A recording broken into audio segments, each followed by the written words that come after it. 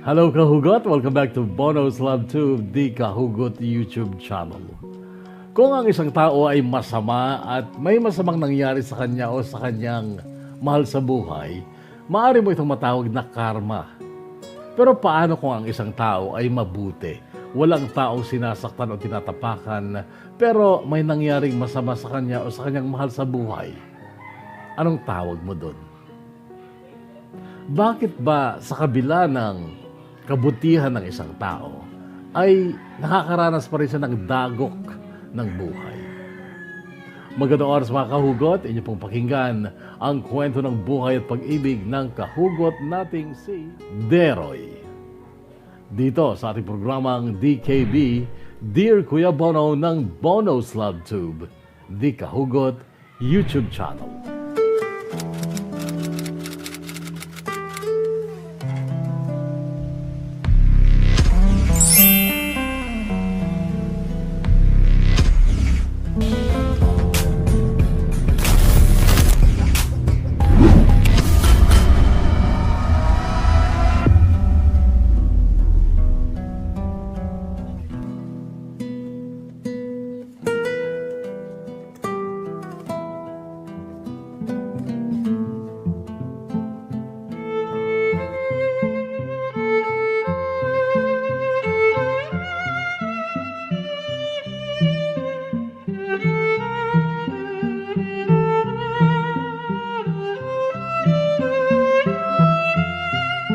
Dear Kuya Bono, isang makulay na oras sa iyo at sa lahat ng kahugot abangers na katulad ko. Mahigit isang buwan pa lang, Kuya Bono, mula noong ituring ko na rin kahugot ang sarili ko. Matapos akong ilang beses na maiyak sa mga kwentong narinig ko mula sa YouTube channel mo. Una yung kay Rigo. Kasing tindi ng iyak mo yung iyak ko noon, Kuya Bono. Pero siguro ikaw, tumigil ka agad sa pag-iyak, pero ako, mga ilang minuto ako umiyak.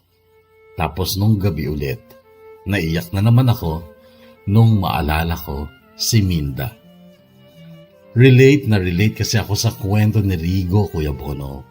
Kasi ako man, nawalan din ng anak at asawa. Pero bago ang lahat, tawagin mo na lang ako sa pangalang Deroy. Mayroon akong kakambal, si Deray, isang bakla. Panganay namin si Ate Pearl, din kami ni Deray, tapos si Harold, then bunso namin si Micaela. Sa aming paglaki ni Deray ay napagkakamalan din akong bakla, Kuya Bono, dahil mahilig ako sa mga halaman. Mayroon talaga akong garden sa harap at gilid ng bahay namin. At doon, makikita ako tuwing hapon, nagdidilig at nag-aalaga ng mga halaman. Simple lang ang buhay namin noon. Karpintero si tatay at si nanay naman ay mayroong sari-sari store. Mahilig uminom ng alak si tatay, Kuya Bono, at kapag lasing na ay automatic na may gulo sa bahay. Alin sa dalawa, si nanay o si Deray ang pinagtitripan niya kapag nasa bahay si Deray.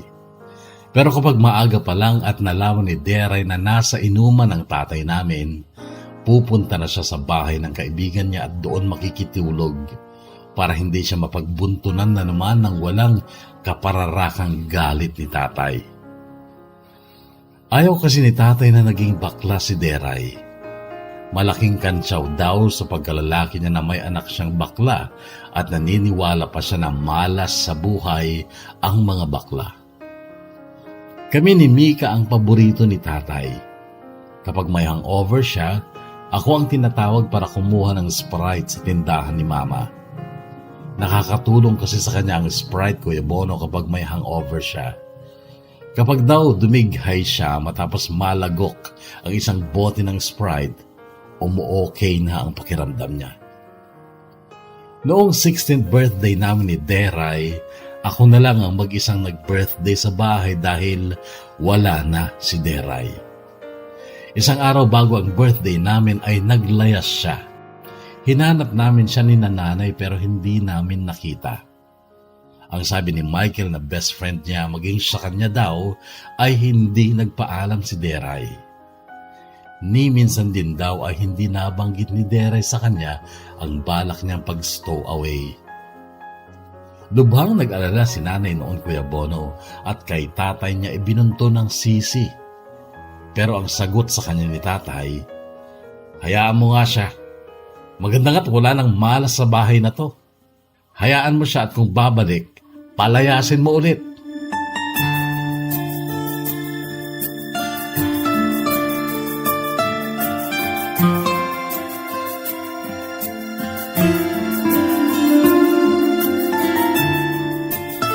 First year college lang ang naabot ko, Kuya Bono, gawa ng hirap sa buhay at may sakit na si tatay noon at madalang nang nakakapagkarpintero. Isa pa, nasa college noon sa Ate Pearl at ayaw niya maghinto kaya't iginapang ni nanay ang pag-aaral ni Ate Pearl. Yung first year college ko na yun ay pinilit ko lang matapos. January pa lang noon ay naghihirap na kami. Ang ginawa ko ay pumasok ako sa construction tuwing Sabado at araw na pwedeng umabsent para may pambaon ako. Challenge din kasi yun ni Catherine sa akin na tapusin ko kahit yung school year lang na yun. Si Catherine ang mahal kong girlfriend, classmate noon, Kuya Bono. Pangatlo ko siyang girlfriend kasi nung high school ako ay nakatatlo naman ako pero hindi naman nagtagal ang mga yon. Kay Catherine ko talaga naramdaman na seryoso na ako sa pakikipagrelasyon. Bahagi ng buhay namin ang isa't isa at pareho kaming nasanay na magkasama kami lagi. Noong bakasyon matapos ang first year ko sa college ay kinarir ko ang pagko-construction. Hindi ko gustong gawin yun, Kuya Bono, pero kailangan. Makatulong man lang ako kahit konti kay nanay. Yun din yung nag-iisang summer vacation na hindi ako kasali sa liga ng basketball sa barangay namin. Nang hinayang ang mga dati kong teammate noon kasi sa totoo lang mahusay akong maglaro, Kuya Bono. Malaki ang naiaambag ko sa panalo ng team namin.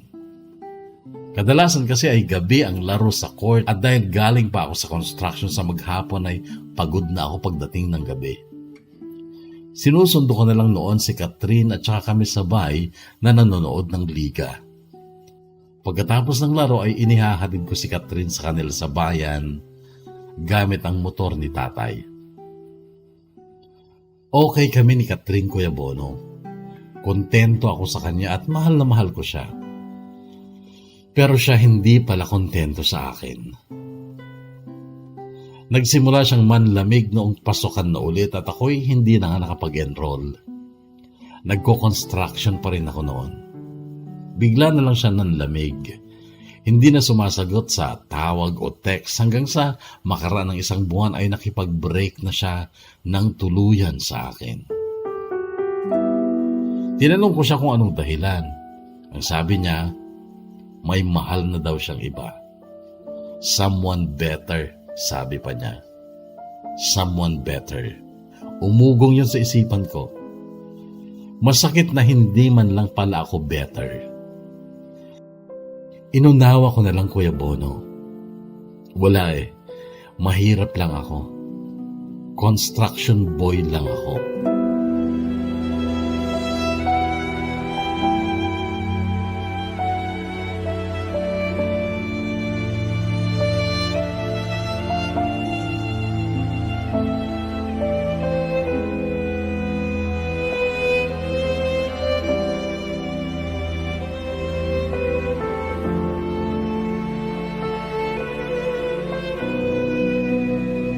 Ayokong ikulong ang sarili ko sa lungkot noon, Kuya Bono, kaya naghanap ako ng ipapalit kaagad kay Catherine at si Marian ang nakilala ko. Nagkakasera si Marian sa katabing boarding house ng bahay na ginagawa namin noon. Simple lang si Marian, Kuya Bono, pero maganda at mahinhin. Mga ilang araw ding iningitaan ko lang siya kapag dumadaan habang ako'y nagbibistay ng buhangin sa gilid ng kalsada. Hanggang sa isang hapon ay naglakas loob akong batiin siya at kausapin. Kinausap niya naman ako at lalo pang tumaas ang paghanga ko sa kanya dahil Ang ganda ng boses niya at kay sarap niyang kausap. At hindi nawawala ang ngiti niya habang nagsasalita. Tiniyak ko noon na bago niya ako iwanan na nung hapong yon ay nakuha ko ang CP number niya. Naging textmate kami hanggang sa sinadjust niyang mag-enroll ako sa TESDA. Sa TESDA kasi siya pumapasok noon at kumukuha ng kursong housekeeping. Balak daw kasi niya mag-abroad. Nahikayat niya nga akong mag-TESDA, Kuya Bono. Total ay may konting ipon ako noon. Kasama ko noon si Marian nung mag-enroll ako. Pero bahagya akong nahirapan kung anong kurso ang i-enroll ko. Mayroong drafting, computer tech, auto mechanic, vulcanizing, carpentry, at kung ano-ano pang pwede sa lalaki. Ano ba talaga kasi ang hilig mong gawin? Nakangiting tanong ni Marian noon. Muli akong tumitig sa mga kursong pagpipilian.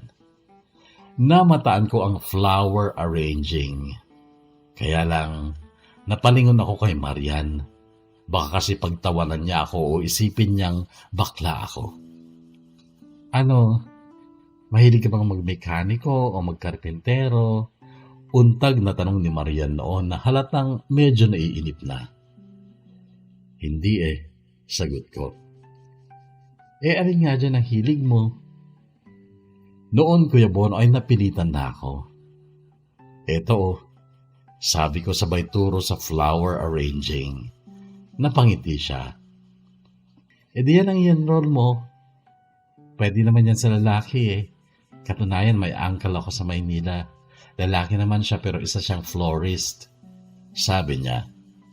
Napangiti na rin ako noon at yun na nga, Kuya Bono, ang in-enroll ko. Flower arranging.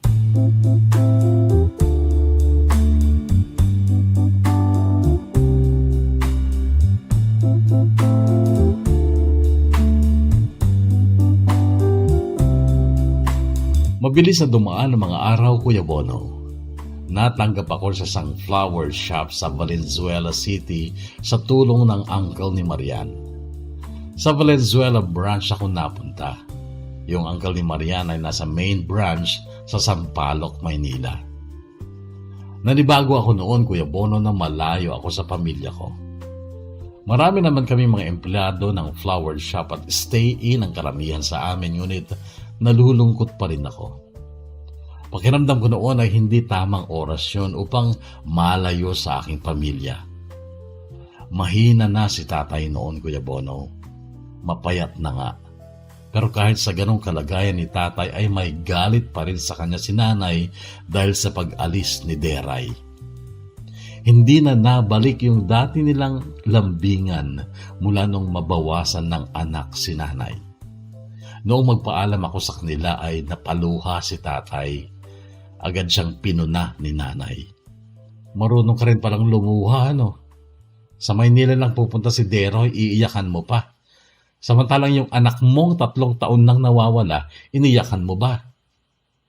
Hindi sumagot si tatay noon. Paano kung hindi ka na gumaling, Ramil, ha?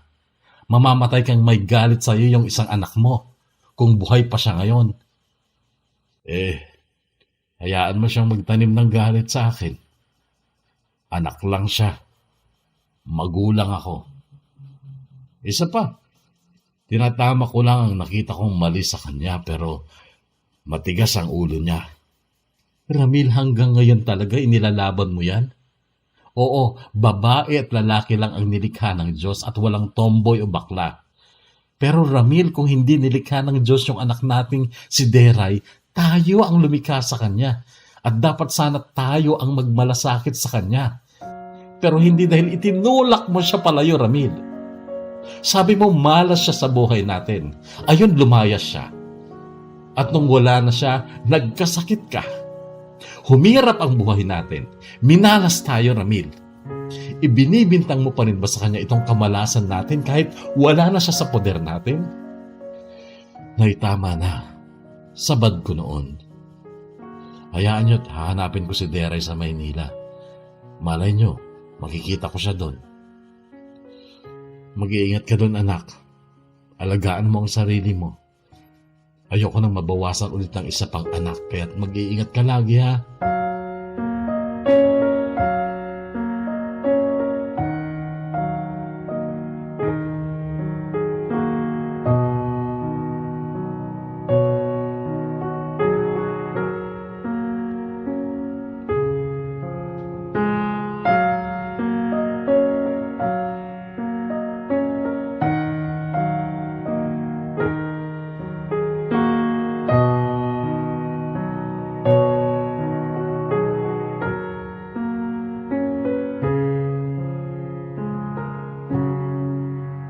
Nagpaalam din ako kay Marian noon, Kuya Bono, at yun din yung sinamantala kong pagkakataon para maghayag ng nararamdaman ko sa kanya na itinago ko lang talaga kasi nahihiya ako sa kanya.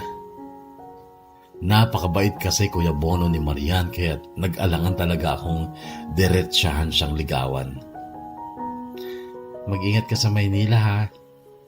Iba ang kalakaran ng buhay doon, sabi ni Marian noon. Siya ang kasama ko sa gilid ng highway habang naghihintay ng bus. Marian, may sasabihin sana ako eh. Matagal ko na tong tinago sa'yo pero parang sasabog ang dibdib ko kapag aalis ako na hindi to nasabi sa'yo. Nakita kong tumitig siya sa mukha ko noon at nawala ang ngiti niya. Mahal kita, Marian. Nagsimula akong kabahan nung makita kong hindi siya ngumiti at hindi rin sumagot kaagad. Pasensya ka na. Nabigla ka yata, sabi ko. Deroy, alam mo mabait ka, gwapo, masipag. Wala akong nakikitang pangit na katangian sa'yo, Deroy. Kaya lang, may hinihintay akong bumalik. Nasa puso ko pa siya. Dasal ko lagi na bumalik siya sa akin. Kaya pasensya ka na. Maging magkaibigan na lang muna tayo, Deroy, kung pwede. Oo, Marian, okay lang sa akin. At sana nga bumalik sa'yo yung hinihintay mo. Sana nga, Deroy. Sorry ha, baka nasaktan kita. Hindi, Marian. Nauunawaan kita. Salamat, Deroy.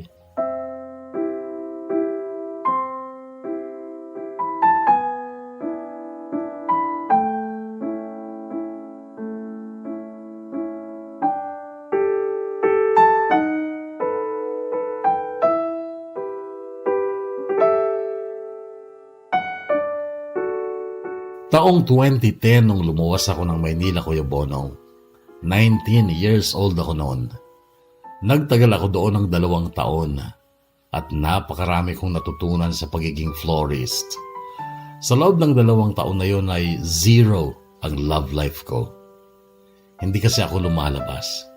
Kapag day off ko ay naglalaba lang ako, tapos magpapahinga na maghapon. Hindi ako gumagala. Yung pangako ko kina nanay at tatay na hahanapin ko si Deray ay hindi ko nagawa.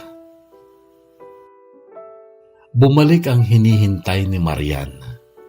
Medyo masakit na hindi naging kami pero masaya ako para sa kanya kasi at last, masaya na siya.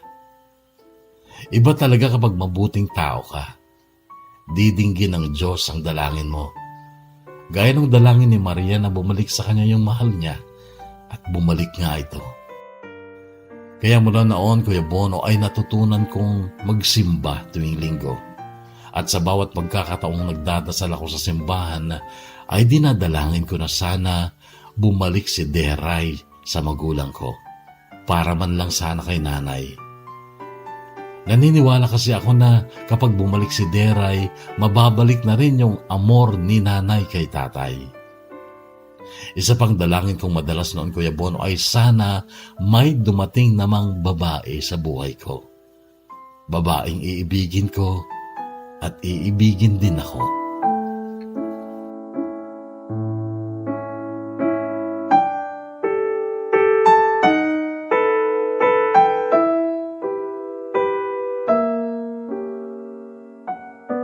Kaya lang iba ang ibinigay ng Diyos sa akin. Hindi pagdating ng isang tao kundi pag-alis. Pag-alis ko ng bansa. Nakita ko sa dyaryong medyo bago pa, pambalot ng bulaklak na may naghahanap ng florist sa bansang Bahrain. Mayroong nakalagay na cellphone number doon. Tinawagan ko. Ang sabi ng babae ay urgent daw yon, kaya't ihanda ko daw ang mga requirements ko bago ako magpunta sa agency nila. Ganun nga ang ginawa ko, Kuya Bono. Kinailangan ko nga lang umuwi noon para kunin ng birth certificate ko. Bumalik din ako ng Maynila at doon na ako kumuha ng NBI at passport. Hindi ko inilihim sa boss ko ang plano kong yon kasi kailangan kong mag-absent habang nagpa-process ng mga papers ko. At okay lang naman sa kanya. Suportado naman niya ako sa pag-a-abroad ko at siya pa ang nagpresentang igagawan daw niya ako ng Certificate of Employment. July 2012 ay nag-flight ako, Kuya Bono, papuntang Bahrain at doon nga ay naging florist ako. Mahigit doble ang sahod kumpara sa sahod ko dati sa Maynila. Kaya lang, hindi man lang inabot ng 6 na buwan ay nagsara ang flower shop dahil nagkasakit ang amo namin at wala daw sa pamilya niya ang gustong mamahala ng flower shop. Kaya ibinenta ang shop, ngunit ang nakabili ay dati ng may mga trabahador kaya't mapapauwi kami ng di oras. Mabuti na lang at bago magpunta ng UK ang boss namin para doon magpagamot, ay nagawan niya ng paraan para mailipat ako sa ibang kumpanya. Tinanong niya ako noon, "Do you want to work in landscape company? Gardening? Plants like that?" Tanong niya sa akin. "Yes sir," mabilis kong sagot. "Okay, I will transfer you to my friend's company." Dahil dito, Kuya Bono, ay hindi ako napauwi at sa halip ay naging mas maganda pa nga ang naging trabaho ko. Well, mas mahirap kasi madalas nasa kainitan kami. At iba ang init sa Middle East. Pero masaya ako sa pagtatanim ng halaman at paglalandscape, Kuya Bono. Mahirap pero masaya kasi talagang pinilit kong matutunan lahat tungkol sa landscaping works. Dahil noon ay nabuo ang plano ko na pag-uwi ko, magnenegosyo ako. Sarili kong negosyo.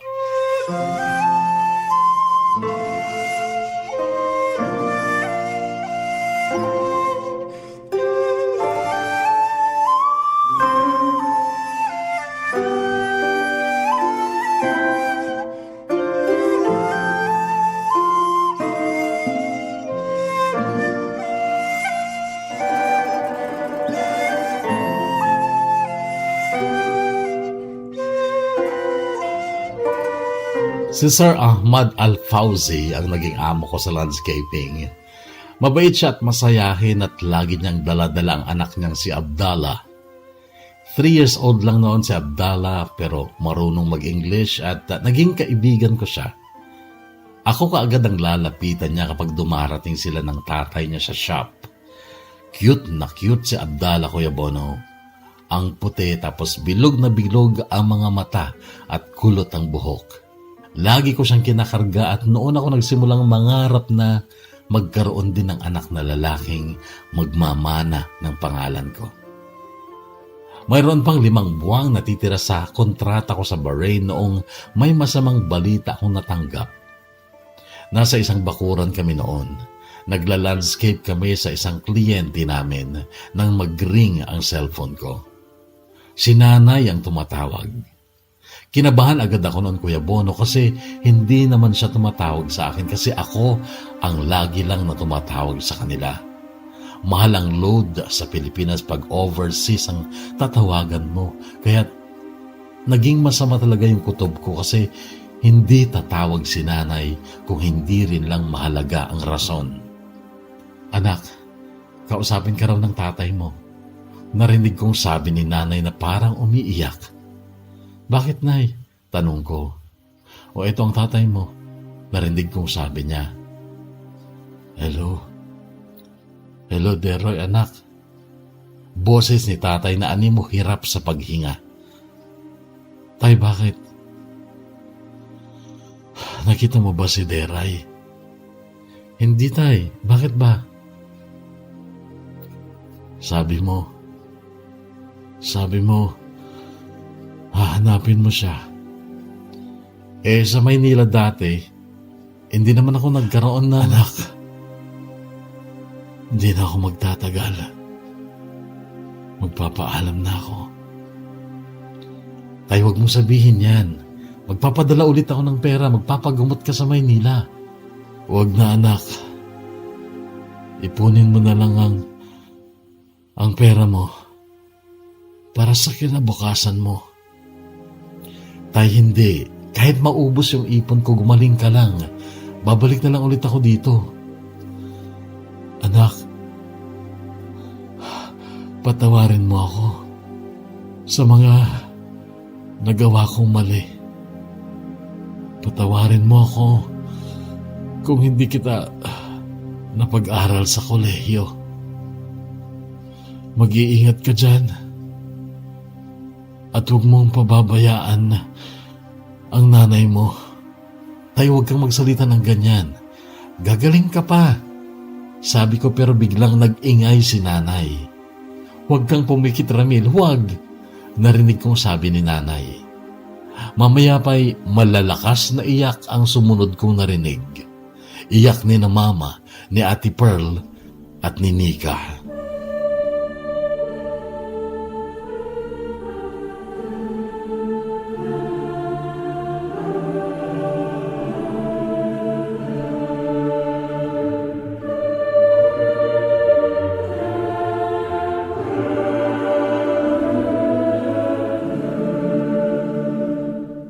Hindi na ako nakampante ng mga oras na yun, Kuya Bono.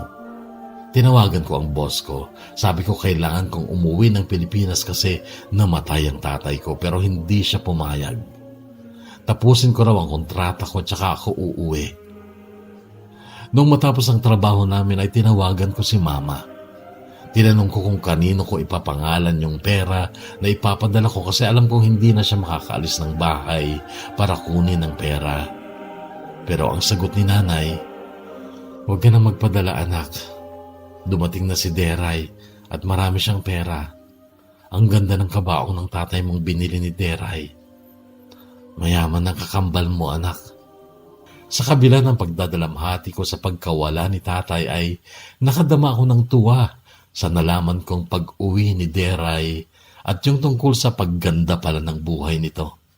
Andiyan ba si Deray, Nay? Kausapin ko nga. Andun. Teka, anak, tawagin ko. Maya-maya pa'y boses na nga ni Deray ang narinig ko. Hello, Twin Brad. How are you? Di ka ba makakauwi? Hindi ako pinayagan eh. Pero Brad, ang ganda naman ng timing mo sa pag-uwi dyan. Saan ka ba galing? Tanong ko kay Deray. Galing ako ng UK. Pero last month pa ako dumating. Natatakot lang akong umuwi dito kasi baka atakihin si tatay kapag nakita niya ako. Transgender na ako, Brad eh. Kwento ni Deray. Talaga? Paano ka napunta ng UK? Tanong ko. Long story, pero sa Pampanga, natuto ako mag-parlor. Then, may nakilala akong foreigner doon na taga-UK. Nagustuhan niya ako, tapos yun, tinulungan niya ako makapunta ng UK. Then sa UK, nag-work ako as beautician. And now, may sarili na akong parlor doon. Pero kay Matthew, nakapangalan. Wow, big time ka na pala talaga eh. Sakto lang, Brad, sagot niya. Pautangin mo nga ako ng pangpuhunan. Bala kong magnegosyo pag uwi ko eh. Sure, pero ba't ka mangungutang? Wala ka bang sweldo? Wala ka bang savings? Meron naman pero kulang. Kailangan kong bumili ng lupa eh. Or gusto mo business partner na lang tayo? Ay, wag na, twin bro. Pahiramin na lang kita. Babalik din kasi ako ng UK eh. Wow, salamat Brad ah. Don't mention it. You've been good to me naman eh. Brad, galit ka pa ba kay tatay? No, hindi ako nagalit sa kanya. Naunawaan ko siya kahit noon pa. In fact, kaya ako naglayas para gumaan ang mundo niya Kasi alam kong kumukulo ang dugo niya kapag nakikita niya ako. Pasensya ka na kay Tatay Brad. Wala yun. Mahal ko si Tatay Bro. Kahit hindi niya ako minahal, utang ko pa rin sa kanya ang buhay ko. Anyways, marami pa akong gagawin eh. Kung hindi ka talaga makakauwi, iwanan ko na lang kay Nana yung pera mo. Then add kita sa Facebook. Mag-chat na lang tayo, okay? Sige, Brad. Salamat ulit ha. Ingat ka dyan, Brad. I love you. Sabi pa ni Deray pero hindi ko nagawang mag-I love you too. Ewan ko kung bakit. Para kasing nakakaasiwa.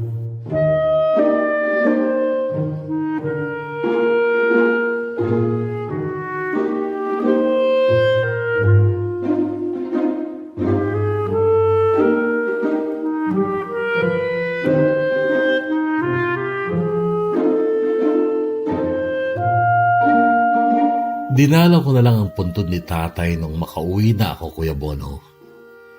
Kung nakukonsensya ang kaluluwa, sure ako na nakukonsensya si tatay dahil sa Memorial Park pa siya pinalibing ni Deray. Pati ang bahay namin noon ay bagong renovate. Pinagawa din ang kakambal ko. Bumili ako ng lupa sa highway, 2,500 square meters. Bukid yun dati na pinatambakan ko na lang. Tapos nagpatayo ako ng maliit pero cute na bahay na yari sa pawid ng dingding at kugo ng bubong. Mayroon lang itong isang maluwang na kwarto, kusina, dining room, salas, banyo at maluwang na terrace.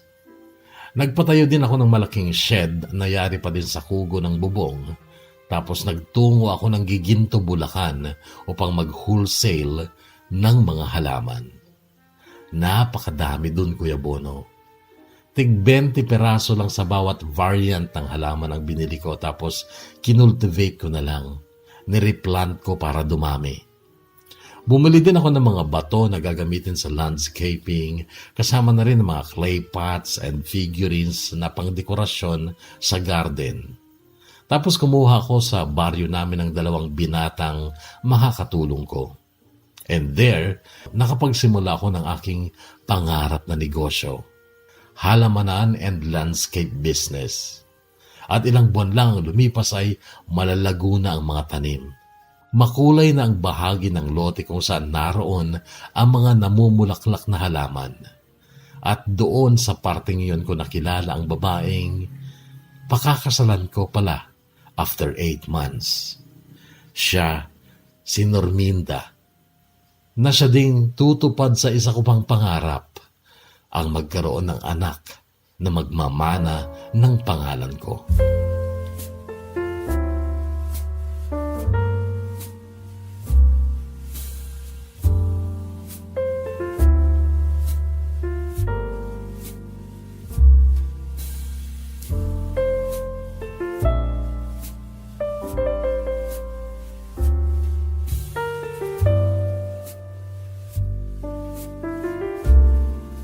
Teacher si Norminda, Kuya Bono, at mahilig din siya sa halaman. Noong magsimulang mamulaklak mga halamang kinultivate ko at binili pa sa Giginto, Bulacan, ay 2 beses noon sa loob ng 1 linggo bumibili si Norminda ng halamang namumulaklak. Hindi niya paborito ang rose. Ayaw daw niya ng may tinik. Paborito niya ang daisy, carnation, marigold, at ang reyna ng Philippine orchids, ang waling-waling. Sabi pa ni Rominda noong may 3 buwan na kaming magkakilala, kapag daw namatay siya, gusto niyang mapuno ng waling-waling ang ibabaw ng kanyang kabaong. Ay, huwag ganun, ma'am. Huwag niyo munang iniisip ang kamatayan. Wala pa nga kayong asawa at anak eh. Nabanggit ko lang naman ang isang pangarap ko kasi hindi masamang mamatay kung handa ka talaga. Sino ba naman ang aayaw na makasama ang Diyos sa paraiso, di ba? Pasensya na, Mama. Hindi ko lang kasi gusto yung topic na to. Kailan lang kasi namatay yung tatay ko eh. Ay, sorry. Hindi ko alam. Pero Deroy, baka naman pwedeng Minda na lang itawag mo sa akin. Masyado akong napopormala na minamam mo pa ako eh. Hindi naman kita estudyante. Sige, Minda, pagbibigyan kita. Pero matanong ko lang, ba't wala ka pang asawa? Ewan, siguro hindi ko pa nahahanap ang isang kagaya mo, Deroy. Kung hindi ka nga lang sana mas bata sa akin, ako naman liligaw sa iyo eh. Pabirong sabi niya. Bakit? Ilang taon ka na ba? Magti-30 na ako. Ikaw, hula ko nasa 23 ka pa lang. Ay, 24 na ako, ma'am. Oh, ma'am na naman. Sorry. Pero, di ba, age doesn't matter naman pagdating sa pag-ibig. Oo, pero hindi magandang tingnan eh. Sigurado may masasabi ang ibang tao. Ano naman paki nila kung nagmamahalan naman, di ba? Sabi ko. Napasulyap sa mukha ko si Rominda noon tsaka nagtanong, sinasabi mo ba, Dero, na pwede kang magkagusto sa akin? Gusto kita. Mabilis kong sagot. Ngumiti siya tsaka sinabing, alam mo ang bulaklak gaya nito, madaling malanta kapag pinitas at hindi nilagay sa vase na may tubig.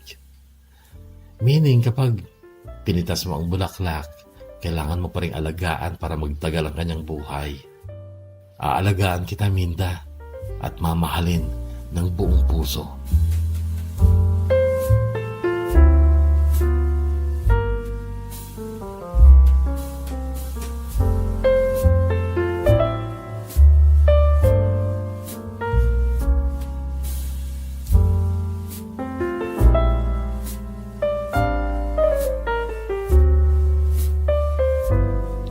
June 2015 kami ikinasal ni Rominda, Kuya Bono.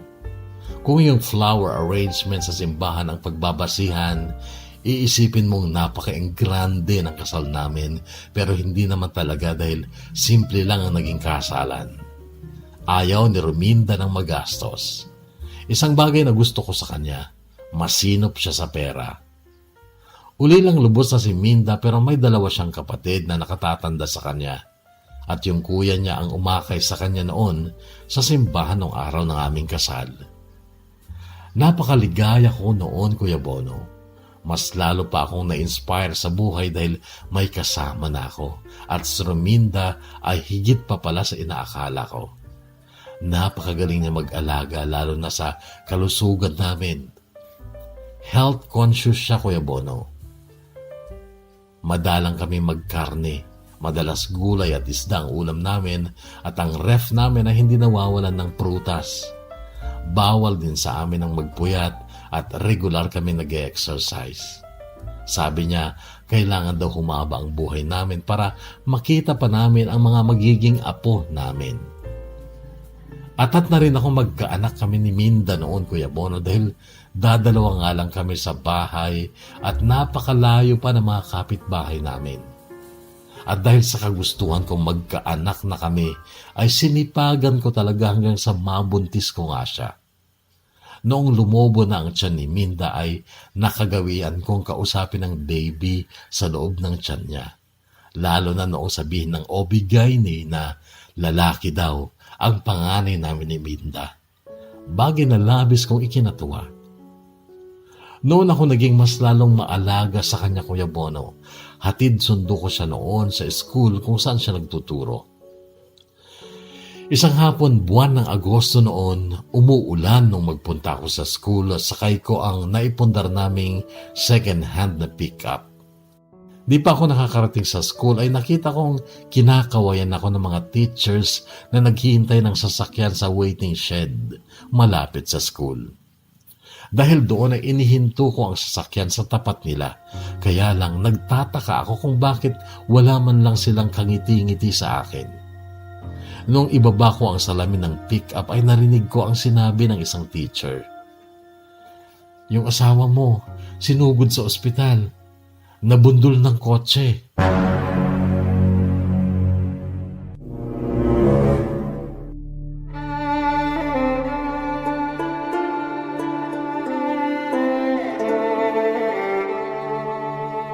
Hindi ko inaasahan na ganon kaiksi ang panahong inilaan ng Diyos na makasama ko si Minda. Ang masakit pati ang baby namin sa sinapupunan niya ay hindi rin naisalba. Ang tindi ng dagok na yon sa buhay ko, Kuya Bono. Hindi ko maubos-ubos ang tanong ko, bakit si Minda pa? Bakit pati anak namin kailangang mawala? Bakit sa akin nangyari yun? Wala naman akong kasalanan sa mundo. Wala akong sinaktan kahit sino. Bakit ganun kalupit sa akin ang tadhana? Bakit? Mayabang ang lalaking nakasagasa kay Minda. Halatang hindi siya mabuting tao. Hindi nakapagtatakang hindi man lang siya nagdahan-dahan sa pagpapatakbo sa school zone pa at umuulan. Nag-alok ng 1 milyon ang lalaking yon para lang iatras namin ang kaso, pero ang mga kapatid ni Minda ay nagmatigas. Hindi namin kailangan ng pera mo kahit mahirap lang kami. Pagdusahan mo ang nagawa mo sa kapatid namin, mabulok ka sa kulungan. Ganito ang madiing sabi ni Ate Rodora na panganay na kapatid ni Minda. Nagkaroon ng unang hearing sa korte, Kuya Bono. Nag-attend pa naman noon ang nakasagasa kay Minda kasama ang asawa nito na nagbigay din ng testimonya noon. Bata pa ang asawa ng lalaking nakasagasa kay Minda at maganda ito. Kaya lang nung mga sumunod na hearing ay hindi na sila nagpakita. Nagtago na raw, sabi ng mga kaanak nila. Ang hirap umuwi ng bahay namin, Kuya Bono, lalo na't mag-isa na ulit ako. Kahit gaano kaganda mga bulaklak sa paligid ng bahay namin ay hindi ko nakikita dahil karimlan ang nananaig sa katauhan ko. Wala na akong tanim noon, nawaling-waling dahil lahat ng bulaklak ay isinabog ko sa kabaong ni Minda nung inililibing na siya. At mula noon ay hindi na rin ako nag-alaga pa ng waling-waling. Halos gabi-gabi akong umiiyak, Kuya Bono, at tinatanong ko ang Diyos, bakit kailangang mangyari sa akin yon?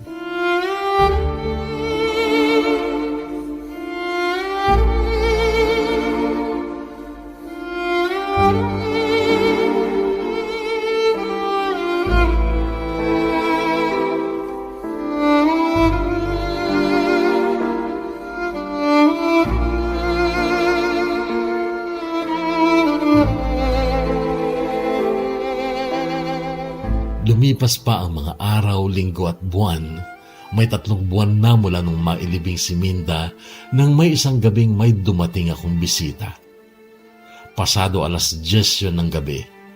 Nasa shed ako noon at nagpipintura ng mga pasong yari sa goma. Nung dumating ang babae kong bisita at nanlaki ang mga mata ko nung mapagsino ko siya. Ang asawa ng lalaking nakapatay sa asawa ko. Bakit nandito ka? Nasaan ang asawa mo? Bakit hindi na kayo nagpapakita sa korte? Iniwan niya na ako. Hindi ko alam kung nasaan siya. Sagot niyang parang natatakot. Huwag mong itago ang asawa mo. Kailangan niya managot sa batas. Patayin mo man ako ngayon kapalit ng asawa mo. Pero nagsasabi ako ng totoo. Hindi ko alam kung nasaan si Javier. Bakit ka nagpunta rito? Tanong ko. Nakatitig siya sa akin noong una, pagkatapos ay yumuko. Pero hindi nagsalita. Maamo at maganda ang mukha niya, Kuya Bono, at ramdam kong hindi siya nagsisinungaling sa akin. Anong kailangan mo? Bakit ka nandito? Noon ay marahan niyang inangat muli ang mukha niya patitig sa akin. Baka kasi kailangan mo ng asawa. Handa kong ibigay ang sarili ko sa iyo. Nagulat ako sa sinabing niyang yun, Kuya Bono. Ano? Seryoso ka ba? Tanong ko. Tumango siya pero halatang takot. Makinig ka. Kung iniisip mong kaya mong palitan ng asawa at anak kong napatay nyo, nagkakamali ka. Handa rin kitang bigyan ng anak. Mabilis niyang sabad. Nilapitan ko siya at mariing tinanong. Bakit mo naman gagawin yon? Para gumaan ang konsensya mo? Wala akong kinalaman sa pagkamatay ng asawa mo. Nasa passenger seat ako, hindi ako ang driver. At kung iniisip mong kinukonsinti ko si Javier, nagkakamali ka. Kung alam ko lang kung nasaan siya, ituturo ko siya sa'yo. So bakit mo to ginagawa? Naawa ako sa'yo. Nung iniwan ako ni Javier, naramdaman ko kung gaano kahirap mag-isa at naalala kita. Naisip ko na mas mahirap ang pinagdadaanan mo. Makakaalis ka na. Pero nagmamakaawa ko kapag nalaman mo kung nasaan ang asawa mo, sabihin mo sa akin. Saglit niya akong tinitigan bago siya tumalikod. Nakita ko siyang tumayo sa gilid ng highway. At napailing-iling ako dahil sa ganong oras ay imposible nang may dumaang pwede niyang masakyan. Hinayaan ko lang muna siya doon ng mahigit 30 minutos pero nung hindi pa rin siya nasakay, ay pinuntahan ko siya. Halika, dito ka na magpalipas ng gabi. Bukas ka na lang umuwi. Wala ka na masasakyan kapag ganitong oras.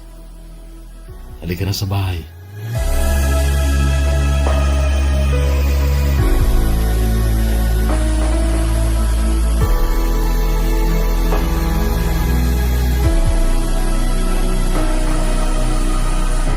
Sa sofa sa salas ko siya pinatulog, Kuya Bono.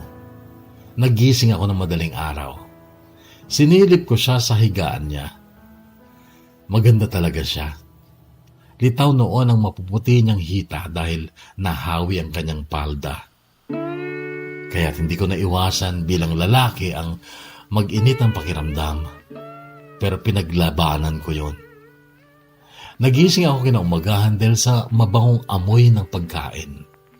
Masigla akong tumayo dahil sa diwa ko noon ay si Minda ang nasa kusina pero natigilan ako.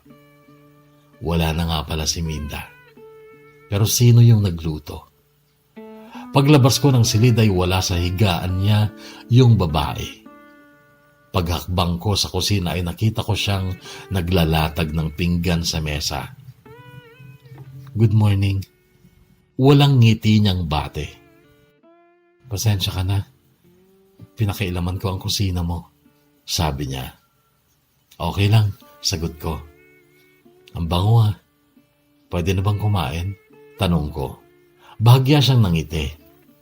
Eto, handa na ang pagkain mo. Pagkain ko? Bakit hindi ka ba kakain? Pinagluto lang kita, sagot niya. Sabayan mo na ako, sabi ko. Noon ay kumuha nga siya ng isa pang plato at saka nga umupo. Pritong liempo ang niluto niya. Pero halatang nilaga muna niya ito dahil sobrang lambot ng laman. Pero malutong ang balat ng baboy. Tapos may sausawan na bagong na may kamatis at sibuyas. Matagal na ang karning yun sa ref at hindi ko alam na sabik pala ako sa ganong luto dahil never na nagluto si Minda ng ganong pagkain. Iniiwasan kasi niya ang matataba at prito. Hindi daw healthy. Nakakainis isipin, Kuya Bono, na kung sino pa yung maalaga sa katawan, maalaga sa kalusugan, dahil gustong mabuhay na matagal, ay sa aksidente naman namatay.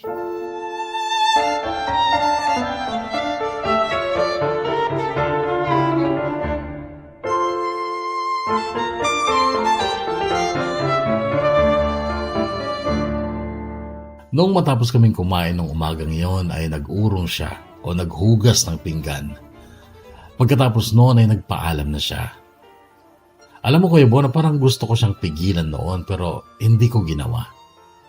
Pinanood ko siyang humakbang papuntang gilid ng highway pero nakita ko siyang bumalik. Ibigay mo sa akin ang cellphone number mo para matawagan kita kapag nakipagkita sa akin si Javier, sabi niya. Sige. Sagot ko tsaka ko nga ibinigay ang mobile number ko.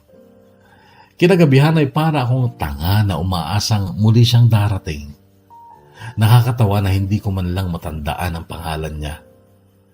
Nabanggit noon sa korte ang pangalan niya pero hindi ko maalala at magkasabay kaming kumain ng almusal ngunit hindi ko man lang din na itanong ang pangalan niya. Bawat gabing dumaan ay nag-abang ako at umasang babalik siya. Ngunit hindi na siya nagpakita. Kasabay din yun ang pag-aantabay kung mag-text o tumawag siya. Kapag may bagong number na magpaparing sa cellphone ko, ay excited akong sagutin sa pag-asang baka siyang tumatawag. Pero nakakaramdam ako ng sipayo kapag hindi naman pala siya. Hanggang sa makaraan ng mahigit 1 buwan, sa wakas ay tumawag siya. Sino to? Tanong ko. Si Hazel to. Sinong Hazel? Yung misis ng nakadisgrasya sa misis mo. Ah, nasaan ka? Tanong ko. Ewan ko kung bakit iyon ang naitanong ko sa halip na sana ay tanungin ko kung may balita na siya tungkol sa nagtatago niyang asawa. Nasa terminal ako, paluwas ng Maynila. Mag-a-apply ako ng trabaho sa ibang bansa. Ganito ang narinig kong sagot niya. Nakaramdam ako ng lungkot sa ideyang paalis pala siya ng bansa. Ganun ba? Ganito ang naging reaction ko. Hindi pa rin nagpapakita si Javier kaya naisipan kong mag-abroad na lang. Kailangan kong kumita ng pera para sa kinabukasan ko. Kapag nasa abroad na ako, hindi na kita mababalitaan tungkol kay Javier kasi malabo na kami magkita. Ganito pa ang sabi niya. Noon ay bigla akong kinutuban ng masama at ang sabi ko sa kanya, baka naman nasa abroad lang yung asawa mo at kaya pupunta ka doon para doon magsama ulit kayo. Sabi ko, hindi totoo yan. Paano ako maniniwalang hindi totoo? Paano mo mapapatunayan? E di pigilan mo akong umalis. Tanggapin mo yung inaalok ko na maging asawa mo.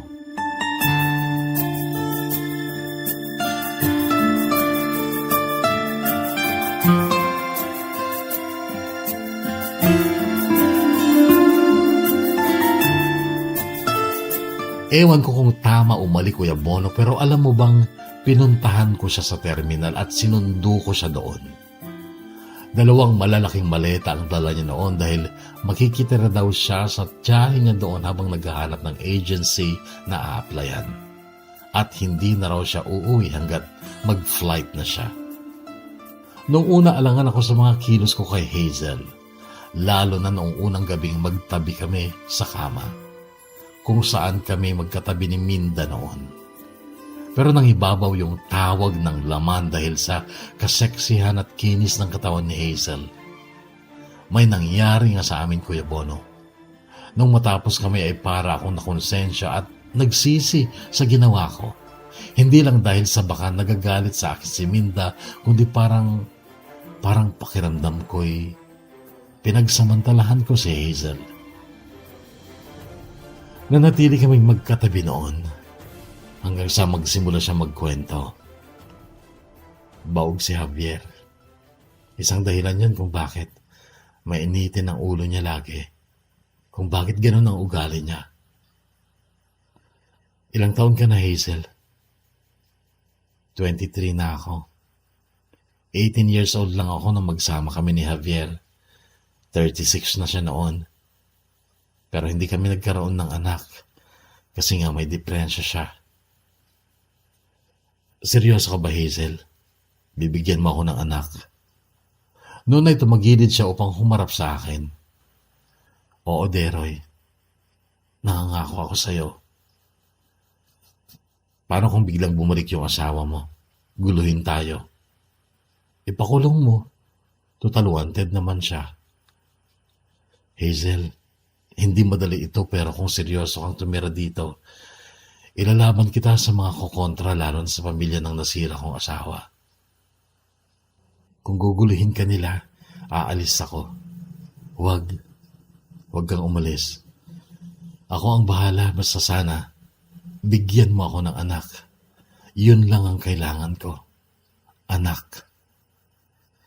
Sige, hindi kita bibiguin. Bibigyan kita ng anak.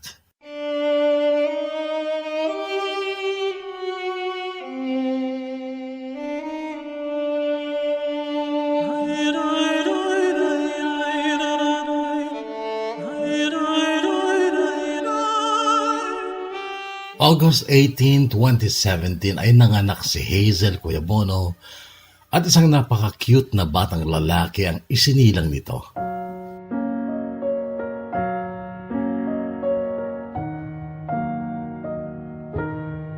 Hindi ko napigilang mapaluha noong una kong masilayan ang anak ko, Kuya Bono. Pangarap ko kasi yun at pinangalanan ko itong Jared Drake at JD ang kanyang palayaw. Kaya lang hindi nasunod sa apelyedo ko ang apelyedo niya dahil wala kaming maipakitang marriage contract. Hindi ko itatanggi, Kuya Bono, maliman sa paningin ng iba pero nahulog ng tuluyan ang loob ko kay Hazel. Pero hindi ko sinasabi sa kanya. Alam kong mahal ko na siya pero never akong nag-I love you sa kanya dahil ang usapan namin ay bibigyan lang niya ako ng anak at pagkatapos nun ay pwede na siyang umalis. Nagdamdam sa akin ng mga kapatid ni Minda noon pero hinayaan ko lang sila para sa sarili kong kaligayahan. Tuluyan na ngang nagliwanag muli ang mundo ko noon, Kuya Bono, mula nung dumating sa mundo ang anak kong si JD. Nagkaroon ulit ako ng inspirasyon upang mabuhay na puno ng saya at pag-asa.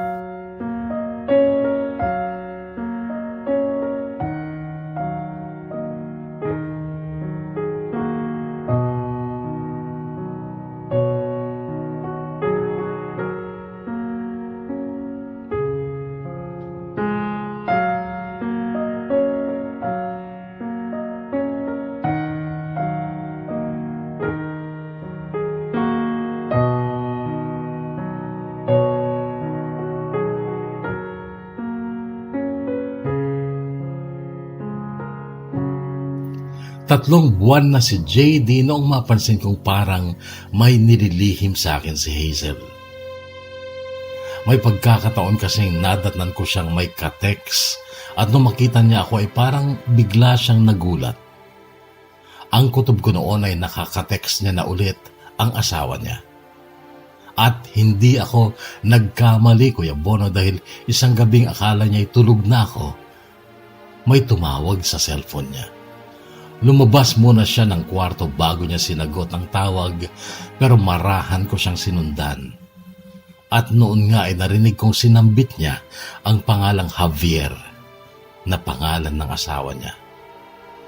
Noon ding gabing yun ay kinumpronta ko siya at umamin naman.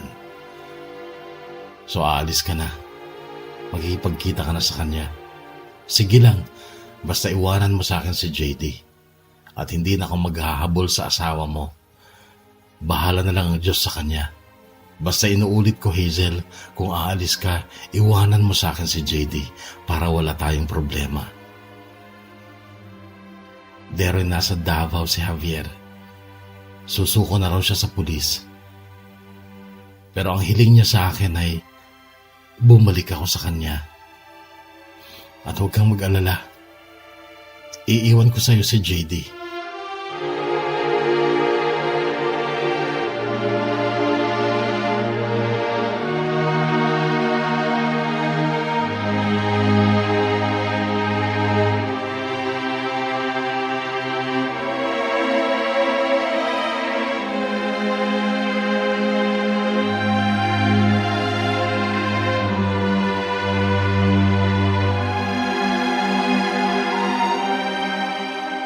Kinabukasan nga, Kuya Bono, ay nag-impake si Hazel pero habang ginagawa niya yon ay panay ang iyak niya. At halos hindi niya kayang bitawan ang yakap niya kay JD. Malayo kasi ang Mindanao at alam kong mahirap sa kanya ang malayo kay JD. Pero hindi niya alam na maging sa akin ay may tinatago din akong sakit sa pag-alis niya. Hindi niya alam, Kuya Bono, na mahal ko na siya, pero ang bagay na yon ay hindi rin niya kailangang malaman pa kasi buhay pa ang asawa niya. At kailangan siya nito. Tama na yung nanghingi ako ng anak. Hindi ko na kailangang mang-agaw ng asawa.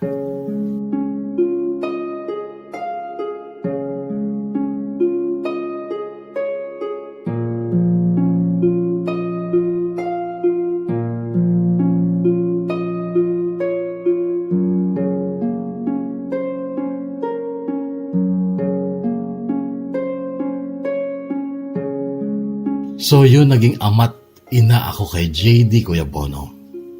Mabuti na nga lang at nandito lang din ang trabaho ko at may mga katulong naman ako kaya't hindi ko kailangang iwanan si JD para maghanap buhay. Pilit kinukuha ni nanay sa akin si JD. Siya na daw ang mag-aalaga pero iuuwi niya sa bahay niya pero tumanggi ako. Sabi ko sa kanya, mag-asawa ka din kasi ulit para magka-baby ka din. Biro ko sa kanya.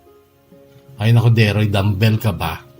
Katanda ko na, mabubuntis pa ba ako? Joke lang naman nanay. Dalas naman lang dalaw mo dito para madalas mo rin makasama si JD. Sabi ko. O kaya dito ko na lang tumira. Sabi ko pa. Saan mo ko patutulugin? Sa sopa.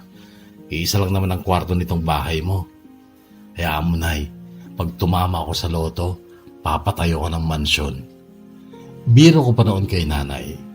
Naninibago siya sa akin noon kasi naging palabiro daw ako. Sa totoo lang, hindi kasi ako masayahing tao dati, Kuya Bono. Pero dahil kay JD ay naging happy person ako. Happy dad. Single dad.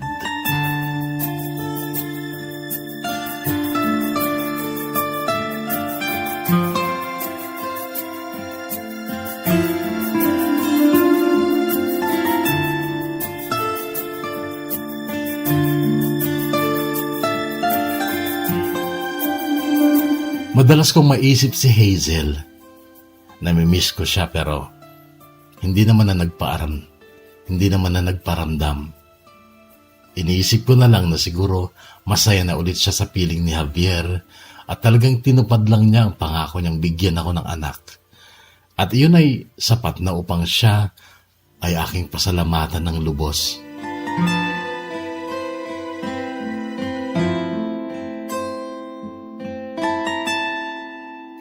Noong lockdown, Kuya Bono, humina ang kitaan sa negosyo ko kaya't naisipan kong buksan ulit ang Facebook account ko.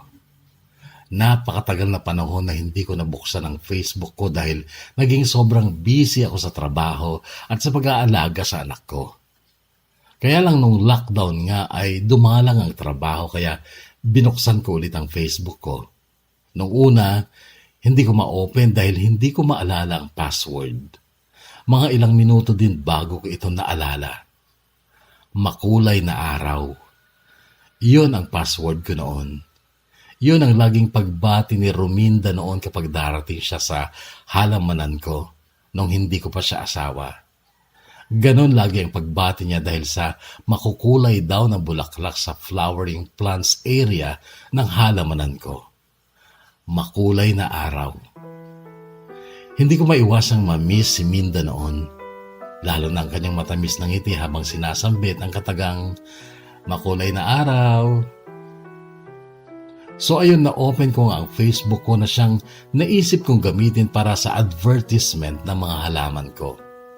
Magpo-post na lang ako sa Facebook. At doon na rin ako magbibenta kahit free delivery na. Kahit papano nung buwan ng May at June ay nakakabenta naman ako pero dito lang sa nasasakupan ng bayan namin. Hindi kasi pwedeng lumabas, may checkpoint. Nung sumapit ang second birthday ni JD, magpo-post sana ako sa Facebook ng mga pictures niya nang mapansin kong mayroon pala akong request message. Ito ay message mula sa taong hindi ko friend. Binuksan ko ang message at nakadama ako ng ligaya nung malaman kong galing yun kay Hazel. 3 magkakasunod ang nabuksan kong message niya. Yung una, "Hi Deroy, sa wakas nakita din kita dito sa Facebook." Pangalawa, "Kumusta na si JD? Confirm mo nga ako din padalahan mo ng mga litrato niya." At yung pangatlong message niya ay ganito, "Nandito ako sa Jordan ngayon. Isa akong DH. Ihalik mo ako kay JD, please. Miss na miss ko na ang bata. Baka kasi hindi ko na siya makita ulit." Noong replyan ko siya, Kuya Bono, ang sabi ko, okay lang naman si JD. 2 years old na siya ngayon. Ipopost ko ang mga pictures niya. I-save mo na lang. Sabi ko, pagkatapos nun ay in-stalk ko ang account ni Hazel at nakita ko ang napakarami niyang litrato, kaya lang puro luma. At halos lahat ng litrato niya ay kasama niya si JD, pero maliit pa noon ang anak ko. Nagtaka ako noon, Kuya Bono, kung bakit wala man lang siyang bagong litrato. Isa pa yung mga message niya, napansin kong October 2019 pa ang petsa noong isend niya. At hindi na nasundan. Hindi ko maiwasang mag-alala noon para kay Hazel. Nagtatanong ang isip ko noon, ano kayang nangyari sa kanya sa Jordan?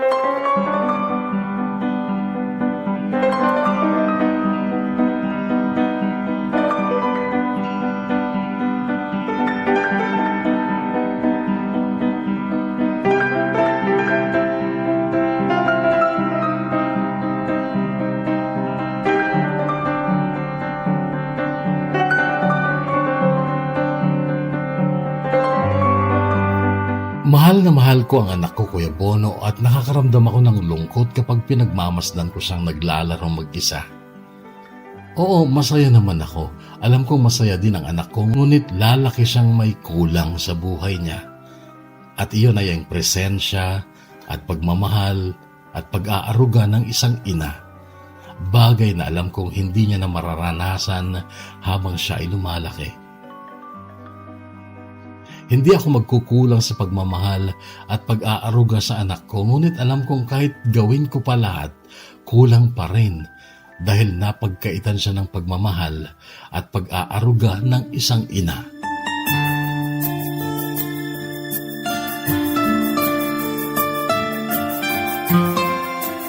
Naglalaro si JD mag-isa sa salas habang ako naman ay nakahiga sa sofa at inaantok. Pero hindi ako pwedeng makatulog dahil baka lumakad na naman palabas si JD at mapunta sa highway. Delikado yun. Dahil sa highway ay napakabibilis ng mga sasakyan. Hindi pa rin nabubura sa alaala ko ang ikinamatay ni Minda at ang anak sana namin dahil sa pagkabundol ng sasakyan. Natakot ako nung minsang mabilis na lumakad si JD papuntang highway, buti na lang at nahabol ko kaagad. Sinabi ni nanay noon na lagyan ko ng harang ang pinto para hindi makalabas si JD, kaya lang hindi ko naman yun nagawa. At yung hapon na yun na naglalaro siyang mag-isa sa salas at ako'y nakahiga sa sofa at pinaglalabanan ang antok ko, hindi ko na malayang naidlip ako. Pero naalimpungatan ako, Kuya Bono, nung may marinig akong iyak. Napadilat ang mga mata ko at pagtingin ko sa salas, wala si JD. Agad akong kinutuban ng masama kaya't mabilis akong bumangon. At pagtingin ko sa labas ng pinto, sa may gilid ng highway, ay may nakita akong sasakyan ng pulis. Pero saglit lang ay umalis din ito. Muli ko narinig ang iyak kaya humakbang ako palabas ng bahay at sa shed ay nakita ko ang isang babae at karga-karga at iyakap-iyakap nito ang anak ko. Si Hazel.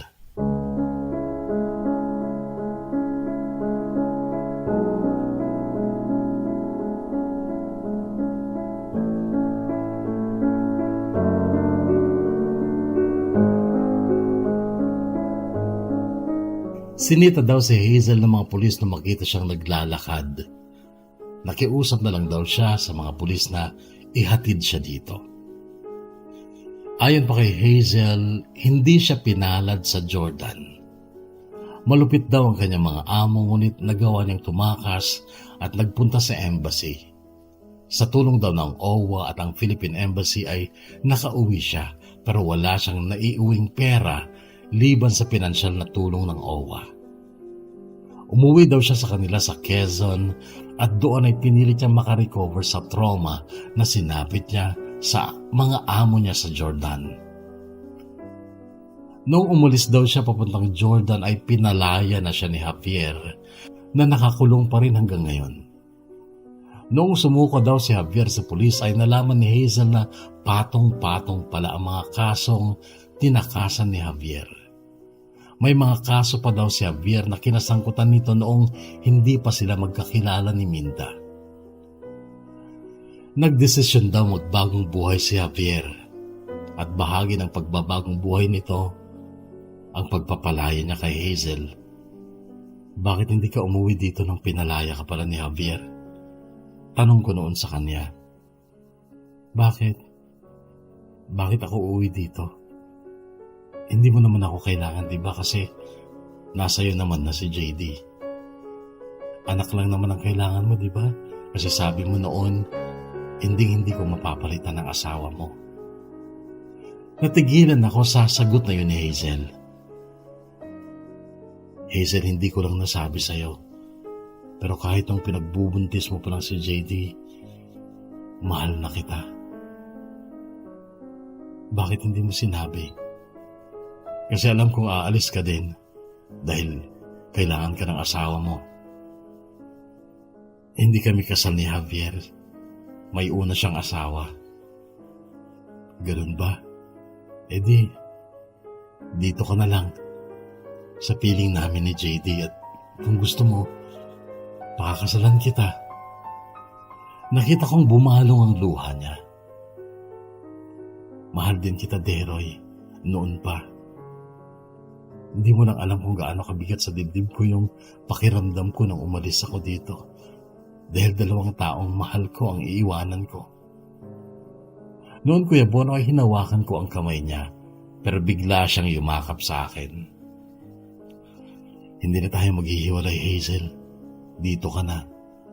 Magkasama tayong palakihin ang anak natin. Pagkatapos nun ay humiwalay siya sa pagkakayakap niya sa akin at kay JD naman siya humalik. Pagkatapos ay muling tumingin sa akin. Ayaw mo ba ng anak na babae? Ako, gusto ko. Tila nagmamakaawang sabi niya. Gusto ko rin naman. Ano, gawa tayo? Pilyong tanong ko at ang sagot niya, mamayang gabi, pagtulog na si JD.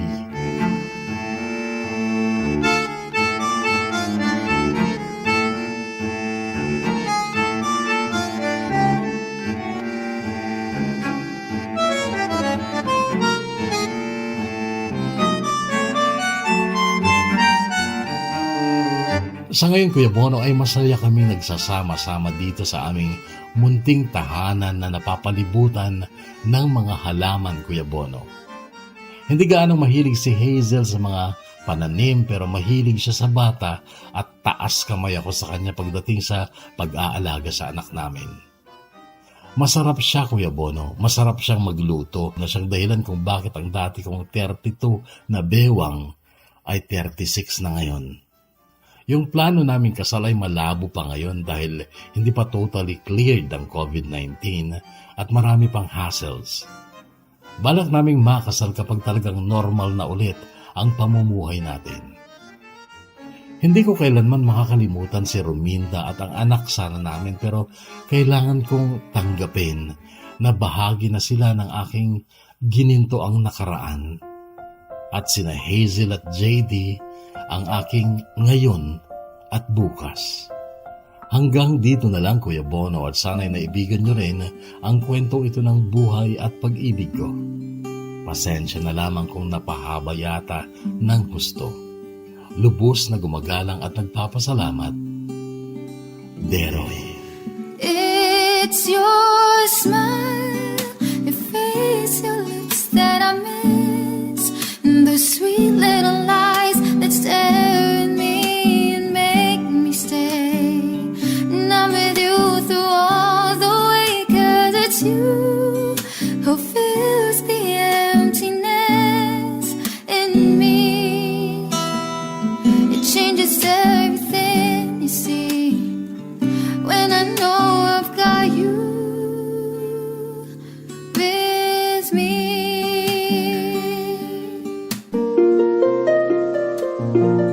Inyo pong napakinggan ang kwento ng buhay at pag-ibig ni Deroy mula dito sa ating programang DKB, Dear Kuya Bono ng Bono's Love Tube, The Kahugot YouTube channel. Una, Deroy, I want to thank you so sincerely for sharing your story dito sa DKB.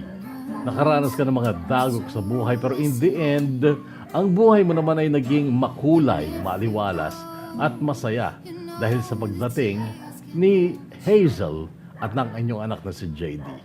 Naging mapaglaro lang ang tadhana, ngunit at least sa dulo, masaya ka naman. Pasalamatan mo ang mga taong sumuporta sa iyo, lalo na ang iyong pamilya, ang iyong nanay, at ang kakambal mo na si Deray. Kundi dahil sa kanya, hindi ka nakapagsimulan ng negosyo. Bayad ka na ba? Hindi, biro lang. Again, thank you so much sa lahat ng mga kahugot nating muling sumubaybay sa ating kwento ngayon. Maraming salamat po. Sa mga hindi pa nagsusubscribe, please subscribe. Pakipindot na rin ang notification bell upang maging updated po kayo kung may bago pa tayong kwento. Mula dito sa DKB, Dear Kuya Bono ng Bono's Love Tube, the Kahugot YouTube channel.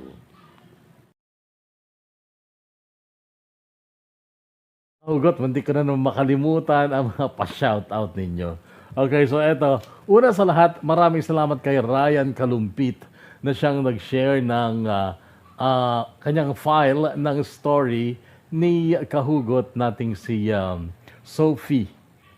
At si Miss Javier din na nag-share dati ng kwento naman ni Lord Ray. So Ryan Kalumpit, maraming salamat for sharing.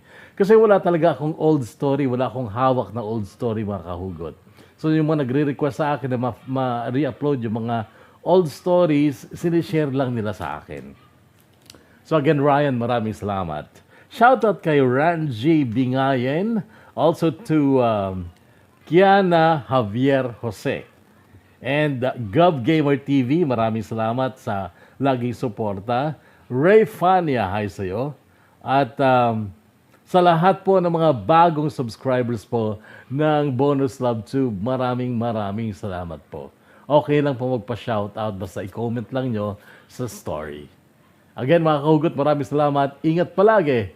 God bless.